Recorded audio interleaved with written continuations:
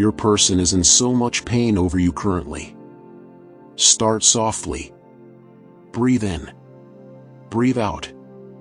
Let this voice find the room where you keep your memories of them, the small corner with the old laugh, the mismatched mug, the echo of a goodbye you replay too often. Sit with that feeling for a moment. This is not about blaming. This is about seeing. About knowing what lives behind the silence and why the person you think of often is quietly suffering. Hey everyone, welcome to Never Give Up. Don't forget to subscribe, hit the bell icon, and select all, because every video can change your mindset. 1. An honest statement. There is a person, perhaps someone who once loved you loudly, or someone who loved you quietly, or someone who never said the words at all, who is carrying a hurt that centers on you. That hurt is not always dramatic.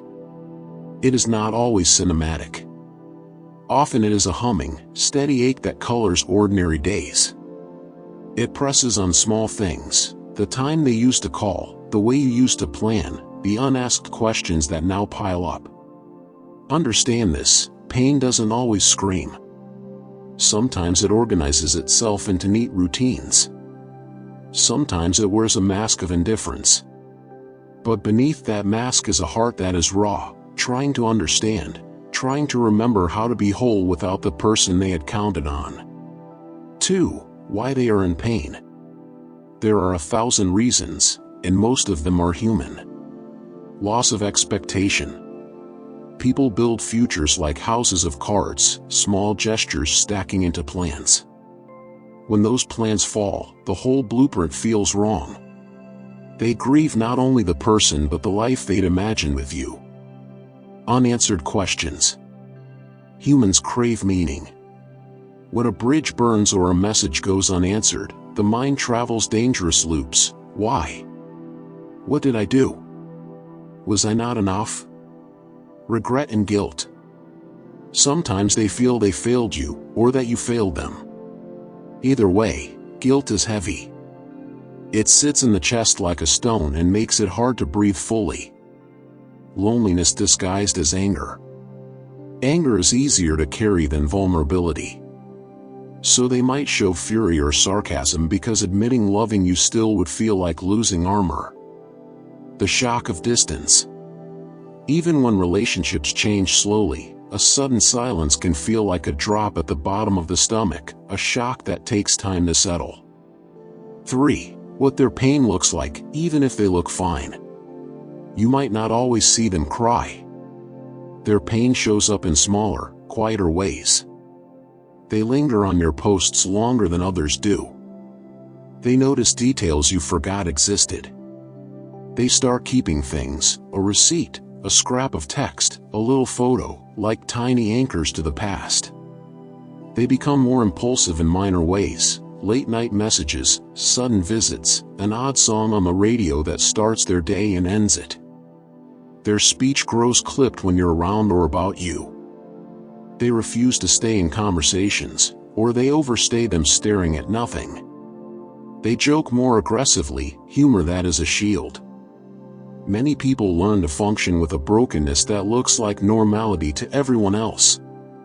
That doesn't mean it's not intense inside. 4. The invisible conversations they are having.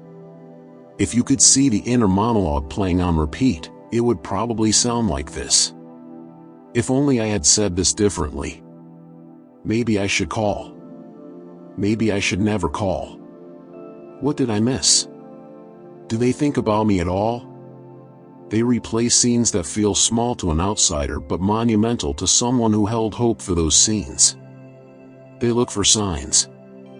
They read into neutral words and craft whole stories from half-looked-at glances. 5. Why they hold their pain inside. There is courage in silence. There is also fear. Reasons they might not show their pain. They fear looking weak. They fear losing dignity. They don't want you to feel guilty. They are protecting themselves from another hurt. Sometimes the bravest people are the quietest sufferers.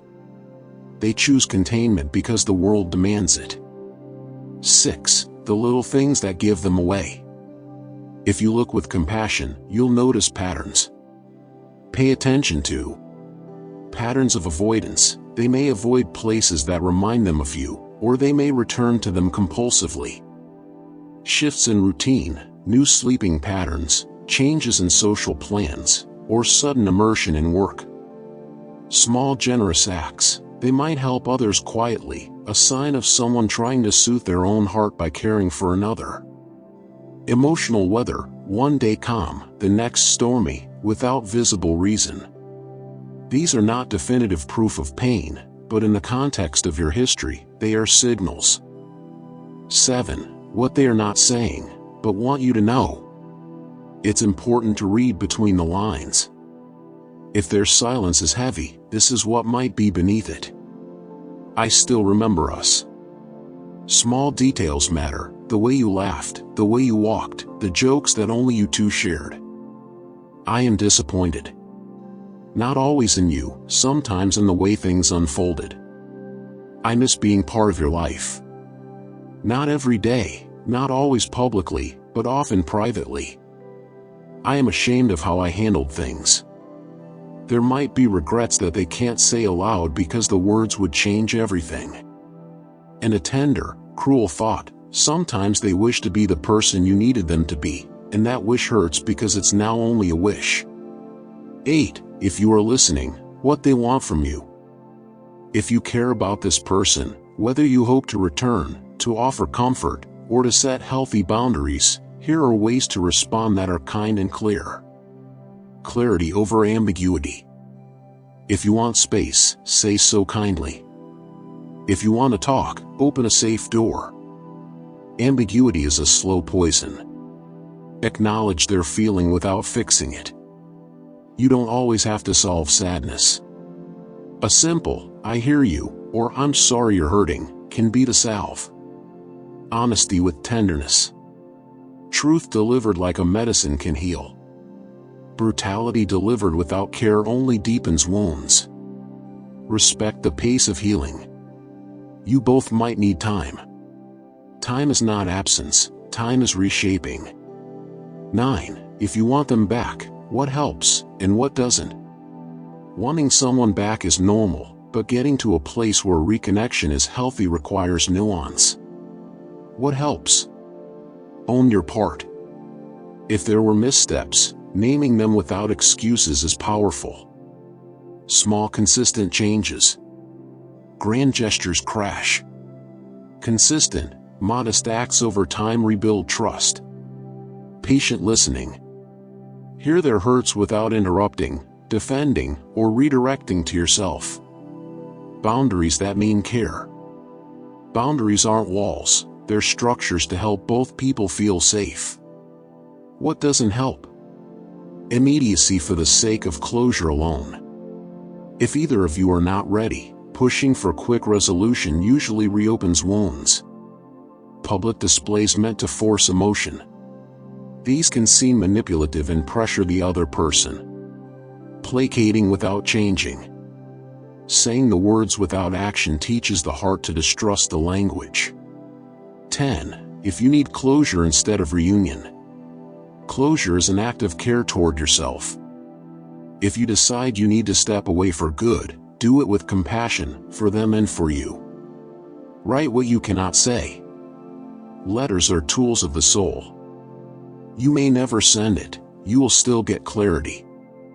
Set clear boundaries and keep them. If no contact is necessary, be explicit and gentle. Rituals help. A walk, a small ceremony of letting go, or a line in the sand can be more therapeutic than a long speech. Forgiveness is for the forgiver. You can forgive to free yourself without condoning past harm. 11. Healing, for them, for you, for both. Healing is not a straight line. It wobbles, then steadies. It arrives in unexpected forms. For them, allow time. Suggest therapy gently, if appropriate. Encourage small joys and leaning on friends. Understand that anger can be a stage of love processing. For you, care for your own heart. Grief for a person is still grief. Be patient, speak kindly to yourself, and anchor into new rhythms. For both, kindness is the thread that returns. Even if you don't walk the same path together, you can walk it without stomping on the weeds of the past. 12. A guided moment, if you want to try this together or alone. Close your eyes. Breathe slowly. Imagine the two of you in a room made of warm light. Not a perfect room, a small messy kitchen, or a worn couch with a blanket thrown across it. See them there. See the way they hold their hands. See the way their shoulders are tightened, carrying weight.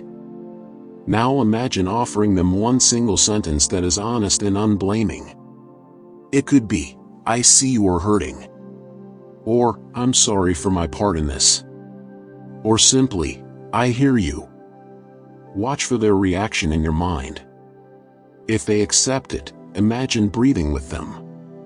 If they pull away, imagine setting down your words gently and letting them be their own for a while longer. Open your eyes when you are ready. Hold the calm within you like a small stone. 13. Words that might help, short scripts.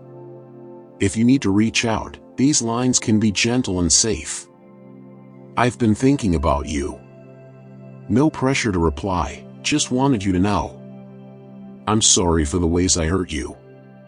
I'd like to understand better." When you're ready. "I see that this has been painful. If you want to talk, I'm here. If not, I respect that. If you need closure. For my own healing, I need space right now. I wish you well. I am choosing to step away. I hope you find peace." 14. When the pain turns to growth. Pain, when tended with care, can become a teacher. It can teach humility. It can teach how to listen to another's silence. It can teach the value of consistent trust built in small, repeatable acts. Sometimes people grow apart and become kinder versions of the selves they might have been together. Sometimes they come back changed. Both outcomes are possible. Both are human. 15. A final compassionate note. If someone is in pain over you, it says more about the depth of what was there than the morality of any single action. Your presence once mattered enough to create a wound when it changed. That is a solemn, tender fact. Whatever you choose to do next, lead with clarity and care. You are allowed to protect your heart. You are allowed to ask for respect. You are allowed to confess and to walk away. You are allowed to stay. If you listened to this aloud and felt the weight lift a little, that is good. If it pulled at something raw, be kind to your. If you found value in this video, don't forget to like, share, and subscribe to our channel. Thank you for your support.